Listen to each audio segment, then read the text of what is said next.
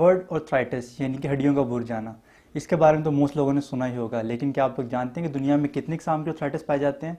अगर नहीं तो आपको जानकर हैरानी होगी कि दुनिया में 100 किस्म के आर्थराइटिस इंसानों में पाए जाते हैं।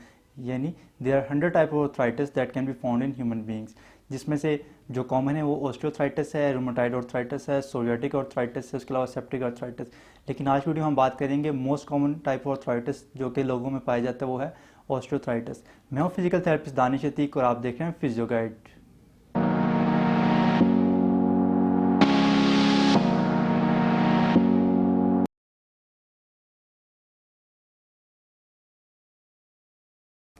वीडियो को शुरू करने से पहले अगर अभी तक आपने चैनल को सब्सक्राइब नहीं किया तो सब्सक्राइब कर लें, ताकि हम जब भी वीडियो अपलोड करें सबसे पहले आप तक पहुंच सके।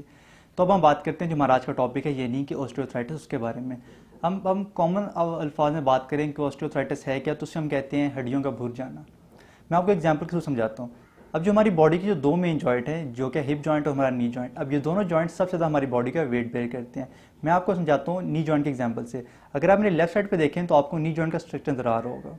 अब आपने देखा होगा कि एक बच्चा होता है वो छोटा है, अब जब उसकी एज बढ़ती है तो वो ग्रोथ करता है। अब जब वो अडल्ट होता है, मीन्स कि एक नॉर्मल ह्यूमन बींग बन जाता है, एडल्ट ह्यूमन बींग बनता है, तो उसके बाद उसकी जो ग्रोथ है वो रुक जाती है। लेकिन आहिस्ता आहिस्ता क्या होता है कि जब उसकी एजिंग स्टार्ट होती है तो उसकी बॉडी में डिफरेंट चेंज आना स्टार्ट होते हैं। आप नोट करेंगे कि जब इंसान अपने बुढ़ापे की तरफ मूव शुरू करता है तो उसका जो मसल मैस है वो कम होता है, जो उसके बाल हैं वो कम होना शुरू हो जाते हैं, जो उसकी स्किन की इंटीग्रिटी है वो ख़त्म होना शुरू होती है। अब इसी तरह जो हमारी बोन्स हैं उनके अंदर ये डिजनरेशन का प्रोसेस स्टार्ट होता है। अब आप अगर नी जॉइंट का स्ट्रक्चर देखें तो इसमें दो मेन बोन्स हैं, एक है फीमर और एक है टिबिया। अब इन दोनों बोन्स के एंड पे आप देख रहे होंगे एक लाइट से कलर का कार्टिलेजिनस स्ट्रक्चर। अब इस स्ट्रक्चर का जो काम है वो ये है कि ये जो दोनों बोन्स हैं उसके दरमियान जब मूवमेंट के दौरान उनको फ्रिक्शन से बचाता है। अब जब एज के साथ साथ डिजनरेशन स्टार्ट होती है तो ये कार्टिलेज भी डिजनरेट होता है। अब जिसकी वजह से जो दोनों बोन्स हैं वो एक्सपोज हो जाएंगी। अब जब बोन्स एक्सपोज हो जाएंगी तो जब भी वो मूव करेंगे तो वहाँ पे फ्रिक्शन होगी और जिसकी वजह से वहाँ पे डैमेज होगा। अब जब ये डिजनरेशन का प्रोसेस स्टार्ट होगा बॉडी के अंदर, तो इस प्रोसेस को हम कहते हैं कि जो पेशेंट को कंडीशन है वो है ऑस्टियोआर्थराइटिस। कॉजेज़ की बात करें कि ऑस्टियोआर्थराइटिस के कॉजेज़ क्या हो सकते हैं, जो जो सबसे मेजर कॉज है ऑस्टियोआर्थराइटिस का वो है एज, यानी कि बढ़ती हुई उम्र। यानी कि जिस तरह एज हमारी बढ़ती रहेगी उतने उतने ज़्यादा चांसेस होंगे कि जो ऑस्टियोआर्थराइटिस की कंडीशन है वो बॉडी में या ह्यूमन बीइंग में डेवलप होना स्टार्ट हो जाए। लेकिन इसके अलावा कुछ ऐसे रिस्क फैक्टर्स हैं कि जिनकी बिना पे हम कह सकते हैं कि जो ऑस्टियोआर्थराइटिस है वो या तो उसकी जो प्रेवलेंस है वो एक नॉर्मल ह्यूमन बीइंग से आपके अंदर ज़्यादा हो सकती है, मीन्स के चांसेस ज़्यादा हो सकते हैं कि आपको कंडीशन डेवलप हो, या वो अपने टाइम से पहले स्टार्ट हो सकती है।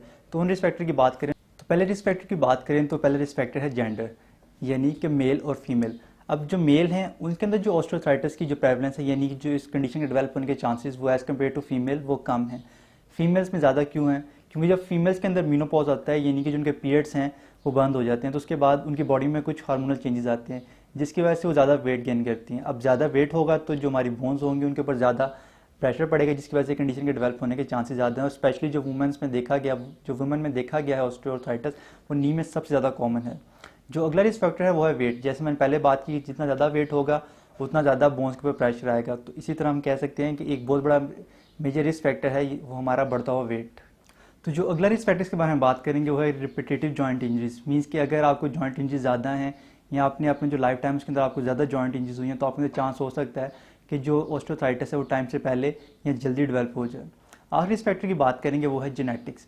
मीन्स कि अगर आपके पेरेंट्स में से किसी को ऑस्टियोआर्थराइटिस की कंडीशन थी तो चांसेस हो सकते हैं कि आपके अंदर भी कंडीशन डेवलप हो जाए। तो अब हम बात करते हैं कि आपको साइन एंड सिम्टम्स क्या मिलेंगे ऑस्टियोआर्थराइटिस के अंदर। जो सबसे कॉमन आपको साइन मिलेगा वो आपको मिलेगा पेन, स्वेलिंग और टेंडरनेस, उसके साथ मिलेगी आपको स्टिफनेस। अब पेन मीन्स कि जो आपका जॉइंट होगा उसमें आपको आपको हर टाइम दर्द रहेगा। उसके अलावा जब भी आप अपने जोड़ को मूव करने की कोशिश करेंगे तो आपको ऐसा लगेगा जैसे आपका जोड़ सख्त हो गया हुआ है। और स्वेलिंग हमेशा ये इंडिकेट करती है कि जो आपका अंडरलाइन स्ट्रक्चर है, मीन्स कि आपको जो जॉइंट है उसके अंदर वहाँ पे कोई इंजरी चल रही है। इसके अलावा जो चीज़ आपको लेटर स्टेज में जाके मिलेगी उसे हम कहते हैं बोन्स पर। मीन्स कि जब आपकी जो बोन्स है वो डिजनरेट होंगी तो वहाँ पे जब डिजनरेशन के बाद वहाँ पे रीजनरेशन का प्रोसेस लाजमी होता है। मीन्स कि वहाँ पे जो बोन है अपने आप को दोबारा से ग्रो करेगी, लेकिन वो अपने आप को प्रॉपर ग्रो नहीं करेगी, जिसकी वजह से वहाँ पे एबनॉर्मल बोन की ग्रोथ होगी। अब इस एबनॉर्मल बोन ग्रोथ को हम कहते हैं बोन स्पर्स। तो पहले तो हमने बात कर ली कि ऑस्टियोआर्थराइटिस है क्या, उसके कॉजेज़ क्या हैं और उसके सिम्टम्स क्या हैं। तो अब हम बात करते हैं कि जो फिज़िकल थेरेपी है उसके थ्रू ऑस्टियोआर्थराइटिस को कैसे ट्रीट किया जाता है। अब जो हमारी बॉडी है उसके कुछ मैकेनिकल पार्ट्स हैं जो कि हमारी बोन्स और हमारे मसल्स हैं। अब आप जानते हैं कि जो मैकेनिकल पार्ट है वो तभी तक एफिशिएंटली अपना फंक्शन परफॉर्म करता है कि जब तक वो मूवमेंट में रहता है। अब जो फिजिकल थेरेपी है वो इसी मूवमेंट के रूल के ऊपर इस कंडीशन को ट्रीट करती है। अब फिजिकल थेरेपी के अंदर जो फिजिकल थेरेपिस्ट है वो प्रिसाइजली कुछ ऐसी एक्सरसाइज प्रिस्क्राइब करता है कि जो स्पेसिफिकली हमारे जॉइंट और मसल को टारगेट करते हैं।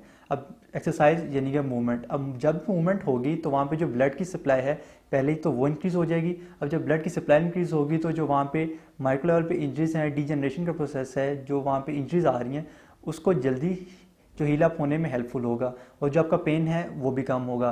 सेकेंडली जो हमारे मसल्स होते हैं वो एक्टिविटीज़ की वजह से और एक्सरसाइज की वजह से स्ट्रेंथन होंगे। जब मसल स्ट्रेंथन होंगे तो जो वहाँ पे वेट की डिस्ट्रीब्यूशन है वो इक्वली होगी हमारे मसल्स के ऊपर और हमारे बोन्स के ऊपर।